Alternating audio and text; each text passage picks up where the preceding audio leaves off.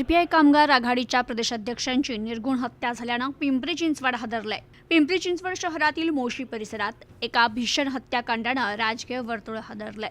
Republican party of India Athawale गट कामगार आघाडीचे महाराष्ट्र प्रदेशाध्यक्ष अनिल मोरे यांची अज्ञात हल्लेखोरांनी धारदार शस्त्रानं सपासप वार करत हत्या केली आहे। मोशी येथील युवराज रेस्टॉरंट अँड बार मध्ये रात्रीच्या वेळी ही घटना घडली आहे। अनिल मोरे हे मोशीतील युवराज रेस्टॉरंटमध्ये असताना रात्रीच्या वेळी अज्ञात आरोपींनी त्यांच्यावर हा जीवघेणा हल्ला केला। हल्ला केल्यानंतर आरोपी घटना ठिकाणावरून फरार झाले। मोरे यांना तातडीने उपचारासाठी नेण्यात आलं, मात्र त्यांचा मृत्यू झाला होता। सध्या त्यांचा मृतदेह पिंपरीतील YCM रुग्णालयात शवविच्छेदनासाठी ठेवण्यात आलाय।